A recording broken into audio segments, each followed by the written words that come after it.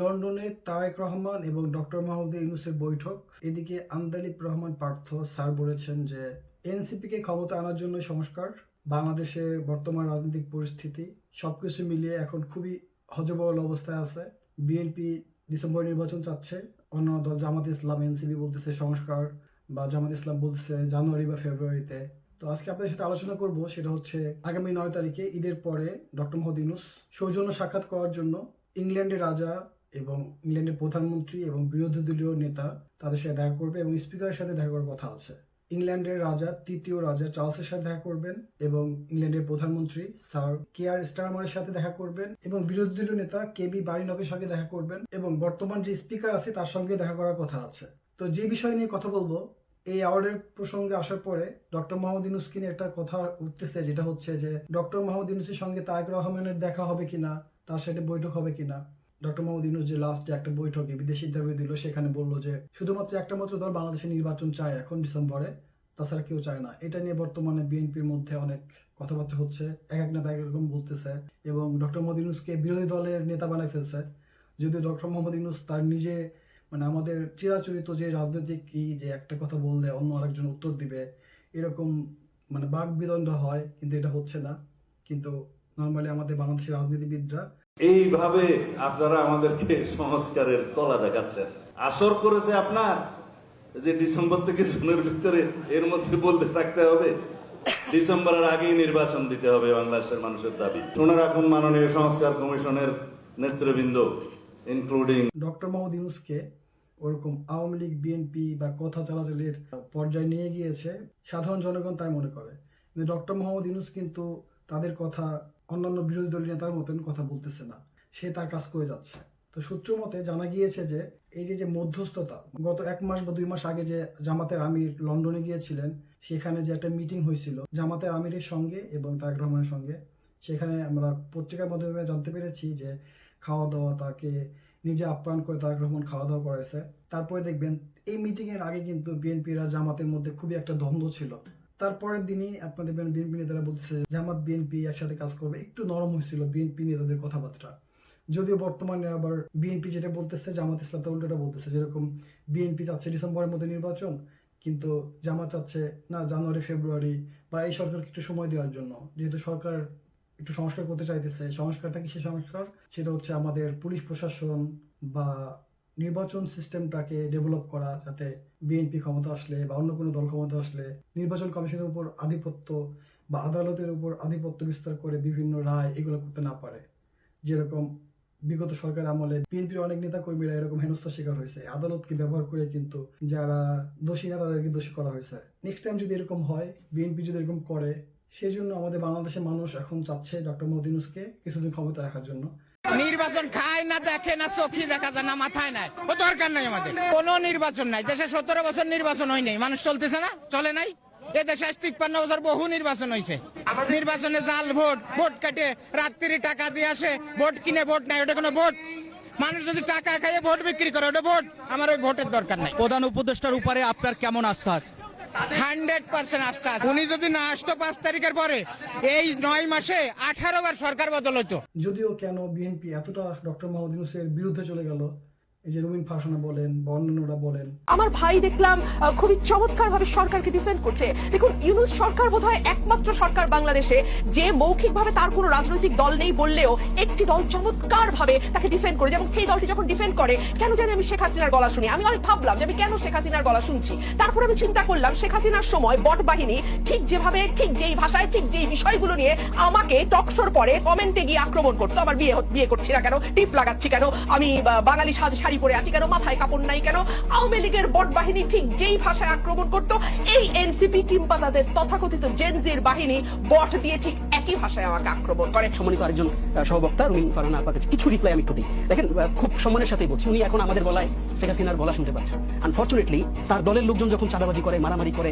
অভ্যন্তরীণ কলহের কারণে তারা যখন পুরো দেশকে লুটুপুটে খাচ্ছে, তিনি ওই কার্যক্রমের মধ্যে শেখ হাসিনাকে তিনি খুঁজে পান না। তাকে এতটা আক্রমণাত্মক ভাবে কথা বলতেছে, এজন্য আমাদের মতো সাধারণ মানুষের তার পক্ষে কথা বলতে হইতেছে। বাংলাদেশে যারা বিদেশে আছে আমরা, বা দেশের মধ্যেও দেখবেন একটা অংশ যারা রাজনীতি করে না কিন্তু দেশে ভালো চায়, ভালো লাগলে বিএনপি ভোট দেবে, বা জামাতকে ভালো লাগে জামাতকে ভোট দিবে, আওয়ামী লীগকে ভালো লাগে আওয়ামী লীগকে ভোট দিছে, এখন তো আওয়ামী লীগ নাই, ভবিষ্যৎ আল্লাহ জানে। কারণ রাজনীতিবিদরা বলে না, রাজনীতি শেষ বলে কোনো কথা নাই। তো এই সব মিলিয়ে বিএনপি এখন যেরকম আওয়ামী লীগকে মানে ঢিল ছুটতো, এখন ডক্টর মোহাম্মদ ইউনূসকে ছুটতেছে। ডক্টর মোহাম্মদ ইউনূসের তো কোনো দল নাই, সে তো একটা বিপদকালীন মানে বাংলাদেশের বিপদ উত্তরণের একটা দূত হিসেবে আসছে আমাদের বাংলাদেশে। টাইম ম্যাগাজিনে এর প্রভাবশালী তালিকা বেরিয়েছে, আর সেখানে জানেন কোন ভারতীয় নাম নেই। তালিকায় কারা রয়েছেন? তালিকায় রয়েছেন ট্রাম্প, রয়েছেন এলন মাস্ক, তার সঙ্গেই নাম রয়েছে মোহাম্মদ ইউনূসের, কিন্তু কোনো ভারতীয় নাম নেই। প্রভাবশালীদের মধ্যে রয়েছেন বাংলাদেশের অন্তর্বর্তী সরকারের প্রধান উপদেষ্টা মোহাম্মদ ইউনূস, মার্কিন প্রেসিডেন্ট ডোনাল্ড ট্রাম্প ও টেসলা কর্তা এলন মাস্কের সঙ্গেই তালিকায় নাম লিখিয়েছেন মোহাম্মদ ইউনূস। অর্থাৎ 100 জন প্রভাবশালীদের নামের মধ্যে ডোনাল্ড ট্রাম্পের নাম রয়েছে, এলন মাস্কের নাম রয়েছে, মোহাম্মদ ইউনূসের নাম রয়েছে, কিন্তু কোনো ভারতীয় নাম নেই। সে একটা ব্রেনই মানুষ, তার ব্রেনটাকে যদি বাংলাদেশের চিরাচরিত রাজনীতি যেটা বলে আর কি, এই রাজনীতির বাইরে যে যদি এটা কাজে লাগানো যেত তার ব্রেনটাকে, আপনারা যদি একটু সময় দিতেন তাহলে কিন্তু দেশের উন্নতি হইতো। সে যদি কোনো ভুল সিদ্ধান্ত নেয় আপনারা কিন্তু তাদেরকে পরামর্শ দিয়ে করতে পারতেন, থ্রেট না করে, বড় বড় কথা না বলে। ডক্টর মোহাম্মদ ইউনূসকে যে যা না বলার মতন সেও বলতেছে। এই যে আপনার তারেক মধু আম ব্যবসায়ী, বিপিনুর মার খেয়ে পলিটিশিয়ান হয়েছে, বা অন্যান্য সবাই যে কথাগুলো বলতেছে, মানে এরকম আক্রমণাত্মক মনে হইতেছে ডক্টর মোহাম্মদ ইউনূসকে পাইলে মানে কি করবে, এরকম একটা বিষয়। এখন যদি ডক্টর মোহাম্মদ ইউনূস তারেক রহমানের মধ্যে লন্ডনে মিটিং হয়, জামাতের আমির সাথে যে তারেক রহমানের মিটিং করাইছে, সেই মাধ্যমে যদি তারেক রহমান এবং ডক্টর মোহাম্মদ ইউনূসের মধ্যে মিটিং করানো হয়, হয়তো বা ভালো একটা দিক আসতে পারে। কী হবে আল্লাহ জানে। মানে ডক্টর মোহাম্মদ ইউনূসের থাকার পক্ষে এখন বাংলাদেশের মানুষ আছে, এখন তারেক রহমান নির্বাচন যাচ্ছে, বিএনপি নির্বাচন যাচ্ছে, এখন কি হবে সামনেই জানা যাবে। তো বাংলাদেশের মানুষটা এখন ডক্টর মোহাম্মদ ইউনূসকে জুন পর্যন্ত বা একটু সংস্কার করার জন্য, সময় দেওয়ার জন্য। এই নারায়ণগঞ্জের একজন বলেছিল রাত 2টা বাজে ফোন দিলে 2 লক্ষ লোক এসে পড়ে, তার বাড়ির গ্রিল বাঁচানোর জন্য 2 জন লোক পাওয়া যায় না শেষ পর্যন্ত। তাই এই ছাত্র জনতাকে আপনারা লোকবল দিয়ে ভয় দেখায়েন না। খুনি হাসিনার বিচার এবং দেশ সংস্কারের আগে কোনো নির্বাচন হবে না, এটা লাউড অ্যান্ড ক্লিয়ার। যারা 17 বছর যাবত বলছেন এই দেশের মানুষ ভোটাধিকার পায়নি, সেই দেশের মানুষই এখন নির্বাচন চায় না।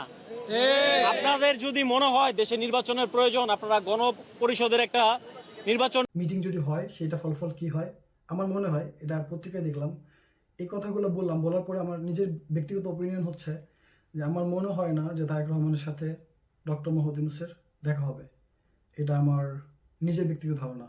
যদি হয় তাহলে আমার ধারণা ভুল হবে, কিন্তু আমি বলে দিলাম এই ভিডিওতে, আমার মনে হয় না যে তারেক রহমানের সাথে ডক্টর মোহাম্মদ ইউনূস মিটিং করবে। আর যদি হয় হইলে ভালো, কিন্তু না হওয়ার সম্ভাবনা বেশি, এটা আমার ধারণা।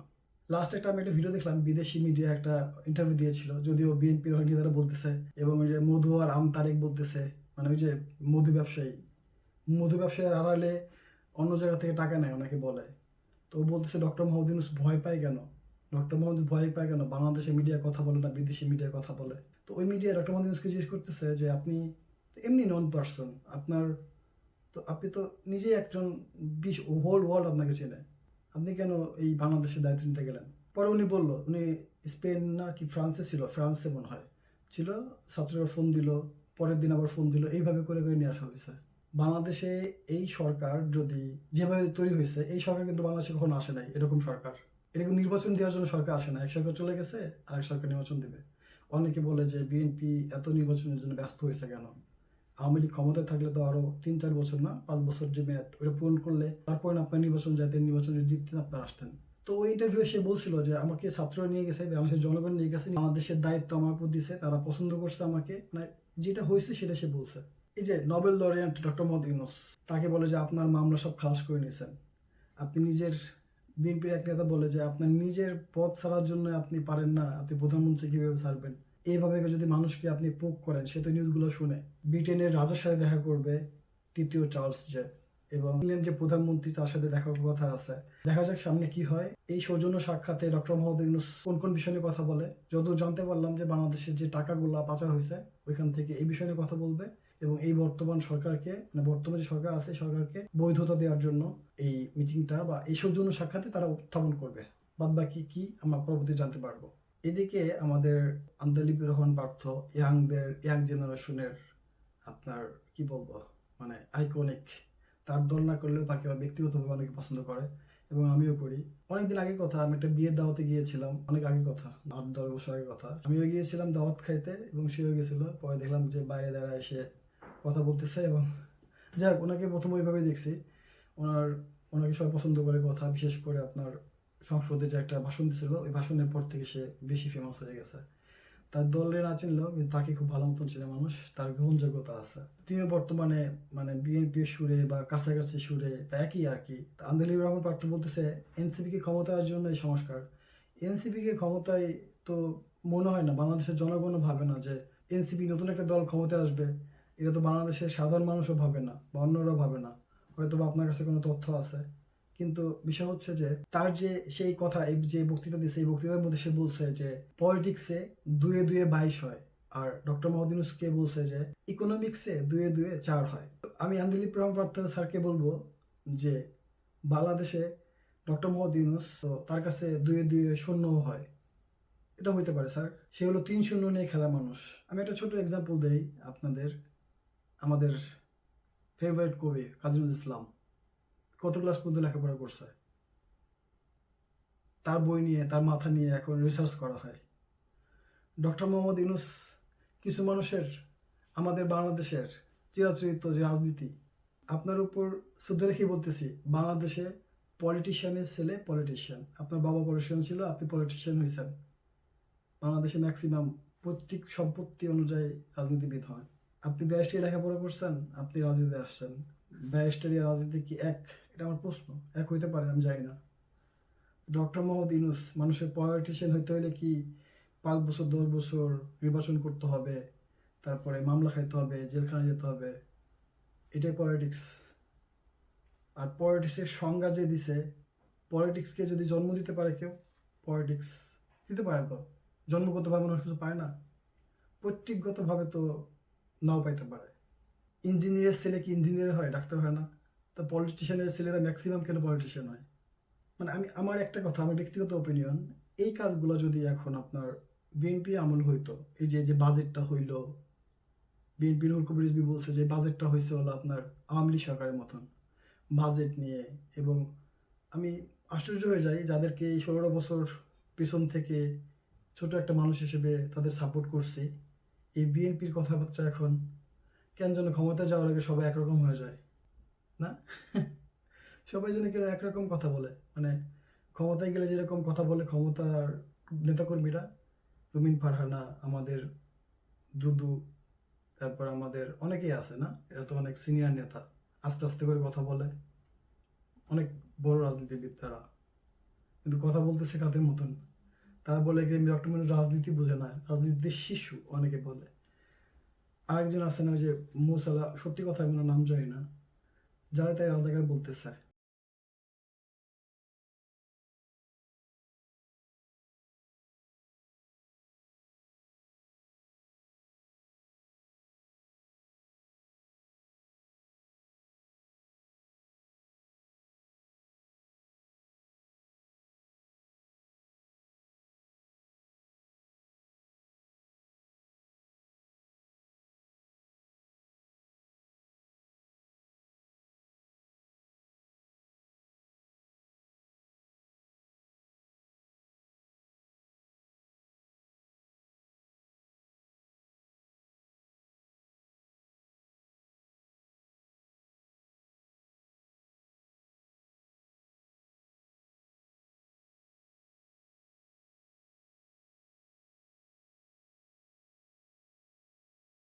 উনি ডাকলেন, এই হাসনাত কোথায় আসো, তাড়াতাড়ি আসো, 1-1.5 ছেলে হইলেই হবে, গরমের মধ্যে আস্তে আস্তে হাইটে আইসো, আইসা আমার বাসার সামনে এসে বট গাছের নিচে দাঁড়াও, তোমাদেরকে ঠান্ডা পানি খাওয়াবো আর মাথার মধ্যে ঠান্ডা পানি ডালবো, আর তোমরা স্লোগান দেবে আওয়ামী লীগকে নিষিদ্ধ ঘোষণা করতে হবে।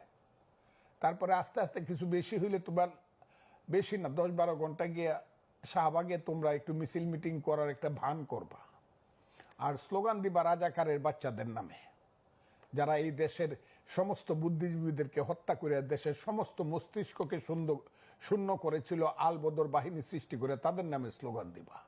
দিলে পরে আমরা আওয়ামী লীগকে নিষিদ্ধ করে দিব। ওই নাটকটা যত সহজে উনি উতরাইতে পারছে, পরের নাটকটা কিন্তু এত সহজে উতরাইতে পারে নাই। ওই যে ছেলেটাকে ডাইকাই না বলছে তুমি গিয়া বলবা আমি পদত্যাগ করব, ওই ছেলেটার নাম কি মনেও থাকে না আমার, ওই যে বাংলা নাহিদ ইসলাম মনেও থাকে না, মহান ব্যক্তি এরা। তুমি গিয়ে এটা প্রচার করবা। নাহিদ ইসলাম আইসা বললো যে উনি তো ইচ্ছা প্রকাশ করছে পদত্যাগ করে ফেলবে। উনি মনে করছিলেন এই কথা বলার সঙ্গে সঙ্গে বুঝি কোটি কোটি মানুষ বাংলাদেশে যে যেখানে আছে সবকিছু ফেলে দিয়ে যমুনার দিকে দৌড়াবে, স্যার আপনি পদত্যাগ করে দেন না, আমাদের তাইলে আর জীবন রক্ষা হবে না। কিন্তু এই নাটকটা ফেল করছে। মানে পাকিস্তানের জন্ম এগুলো বলে। তো আরেকজন মুরব্বী আছে আবার ডক্টর মোহাম্মদ ইউনূসের পক্ষে কথা বলে, সে বলছে যে তো আপনার আমার পাকিস্তান আমলে জন্ম, আমরা পাকিস্তানি, ওরা তো পাকিস্তানিরা, রাজাকার হইলে আমরা হবো, তারা তো রাজাকার না। সুন্দর বলছে না, আমরা তো স্বাধীন মুক্তিযোদ্ধা, স্বাধীন দেশে জন্ম নিয়েছি। এই যে বিএনপি যে নেতা মানে আওয়ামী লীগের পক্ষে কথা বলে, মানে সে আওয়ামী লীগ নেতা না বিএনপি নেতা আমি জানি না, মানে বিএনপির ব্লেভ আছে কিন্তু কথা বলে আওয়ামী লীগের পক্ষে। সে বলে আমি ভারতীয় লোক এরকম বলে। তো এই লোক মানে কমেন্ট দেখলে বলে, কমেন্টে বলে কি যে পাবনা থেকে ছাড়া পাইছে, সবাইকে রাজাকার বলে। শেখ হাসিনা কিন্তু এই রাজাকার বলার জন্য, রাজাকারের বাচ্চারা কি কোটা পাবে, মুক্তিযোদ্ধার ছেলেরা কোটা পাবে না, নাতি নাতি কোটা পাবে না, এই রাজাকার বলার জন্য শেখ হাসিনা আজকে ভারতে। কিন্তু এই লোকটা বিএনপি লেবাজে টকশো করে বেড়াইতেছে, কিন্তু ছাত্রদেরকে বা অন্যদেরকে রাজাকার বলতেছে। এনসিপি কিছু নেতা খারাপ হতে পারে, কিন্তু হাজার হাজার লক্ষ লক্ষ মানুষ যারা রাস্তা নামছে সবাই কি রাজাকার? বাংলাদেশের পক্ষে যারা এখন সবাই রাজাকার, আর বাংলাদেশের বিপক্ষের যারা সাপোর্ট করে তারা হচ্ছে আপনার মুক্তিযোদ্ধা। এই লোকটার কথা যদি এরকম হয়, তাহলে রাজাকারের কথাগুলো আমরা এখন যাদেরকে আপনার রাজাকার বলেন তাদের কথাগুলো শুনবেন, আর যারা মুক্তিযোদ্ধা বলে নিজেদেরকে তাদের কথাগুলো শুনবেন। তো এরা মুক্তিযোদ্ধা করে মানে মুক্তিযোদ্ধার কথাবার্তা এরকম, আর রাজাকারের কথাবার্তাগুলো শুনবেন, বুঝবেন যে কিরকম কথা। জামাত ইসলামকে আমরা তো রাজাকার বলি না, তারা রাজাকার ছিল, তারা তো বলে যে আমরা কি কারণে রাজাকারি করছি, এগুলো বলছে তো এই যে জামাতের আমি কিছুদিন আগে, এই যে সরকার পতনের পর, যে আমাদের উপায় ছিল না, আমরা দুই দেশ ভাগ হতে চাই নাই। বাংলাদেশ এখন যদি দুই ভাগ হয়ে যায়, কেউ চাবে দুই ভাগ হইতে, আলাদা দুইটা দেশ করতে? তো যাই, এটা অন্য বিষয় টপিকস, এগুলো আপনারা জানেন। তারপরে আইডিয়া মিডিয়া ট্রায়াল, মিডিয়া ঢুকাইতে আপনার সবাইকে জামাত ইসলাম দাড়ি টুপি খারাপ বানাই ফেলছে। এখন যারা ওই যে এসে যায় যে ধর্ষণে সেঞ্চুরি করে, চান্দা তুলে, এগুলা গুনাহ না, এগুলা জায়েজ। আমাদেরকে মা বোনদের ইজ্জত হরণ করছে। যাই হোক, মুক্তিযুদ্ধের টপিক আলাদা। রাজাকারের যারা সত্যিকার রাজাকার ফাঁসি হয়েছে আলহামদুলিল্লাহ। বর্তমানে ফেসবুকে বা ইউটিউবে ঢুকলে আওয়ামী লীগ সরকারের আমলে যেরকম বিএনপির পক্ষে বেশি দেখতাম সাধারণ জনগণের কথাবার্তা, এখন কেন যেন এই 9 মাসের ব্যবধানে কথাটা উল্টে গেছে। যেমন রুমির ফাহান একটা ভিডিও দেখলাম, সে বলতেছে যে আমার পিছনে আমার কমেন্টে যেরকম আওয়ামী লীগরা করতো, এনসিপি লোকরা সেমন করতেছে। এনসিপি তো কোনো লোকই নাই হিসাবে, কয়টা ছোট্ট একটা দল। সাধারণ জনগণ আপনারা যেভাবে কথা বলতেছেন সে একই রকমের কথা বলতেছেন, এই জন্য মানুষ আপনাদের পিছনে লাগছে। কোনো একটা দল কখনো মানুষের কোনো পিছনে লাগতে পারে না, সাধারণ মানুষ যদি সেখানে অ্যাটেন্ড না করে। ভালোর যেরকম পক্ষে থাকে, খারাপ পর যেরকম একটা ভাইব চলে আসে। আপনার যা বলতেছেন, যা করতেছেন, আস্তে আস্তে এরকম অবস্থা হবে। এরকম বলতেছে কমেন্টে, আপনার আগে বিয়ে তারপর নির্বাচন, রুমিন ফারহান আগে বলতেছে। কারণ সেই ধরনের কথা বলছে, যেন শুনতেছে। গত 16 বছর সে যখন ভয়েস রেজ করছে, তখন কিন্তু আবার তার পক্ষে ছিল। আওয়ামী লীগের নেত্রীরা সম্মেলনের পর ওইটা ভিডিওটা আমি দেখছিলাম, 3 মহিলা আওয়ামী লীগের নেত্রী আর কি, মিডিয়াম পর্যায়ে রুমিন ফারহানে বাজে ভাষায় কথা বলছে, বিয়ে করে না, এই করে না, এই করে সেই করে না, ওগুলোর বিপক্ষে আমরা কমেন্ট করছি, বা আমরা তাদের ইগনোর করছি, বা তাদেরকে অ্যাভয়েড করছি, খারাপ কথা বলছি। তো এখন তো ওই ধরনের কথাবার্তাই বলতেছে। 9 মাসে ডক্টর মোহাম্মদ ইউনূস কোনো কিছু করে নাই, ডক্টর মোহাম্মদ ইউনূস কিচ্ছু করে নাই, খালেদা মুক্তি দেয় নাই, তারপরে তারেক রহমান মুক্তি দেয় নাই। এবং রুমিন ফারহান বলে কি, এটা তো তার ভিডিও দেখলে বুঝবেন। এবং রুমিন ফারহান বলে কি যে এটা তো ডক্টর মোহাম্মদ ইউনূস মনে হয় এই মামলাগুলো করাইছে আওয়ামী লীগের আমলে, এরকমভাবে কথাগুলো বলছে আর কি। আপনার লাস্ট একটা ভিডিও আমি করছিলাম, এটা দেখছেন। তো এই ধরনের হলো বাংলাদেশ পয়েন্ট চলে আসছে। তারপরে রাজনীতি অভিজ্ঞতা নাই, ডক্টর মোহাম্মদ ইউনূসের নোংরা পলিটিক্সের কোনো অভিজ্ঞতা তো লাগে? আপনি এখন একটা নোংরামি করলেন, কালকে আর একটা নোংরামি করবেন। নোংরা পলিটিক্সের কোনো সংজ্ঞা নাই, নোংরা পলিটিক্সের কোনো পলিটিক্স নাই। এই পলিটিক্সের কারো শেখা লাগবে না। নোংরা পলিটিক্স না, এটা নোংরামি। তো নোংরামি করে কাউকে যে কোনো কিছু বলা যায়, করা যায়। তো আজকে এই পর্যন্ত। আপনার ভালো থাকবেন। আল্লাহ হাফেজ। আসসালামু আলাইকুম।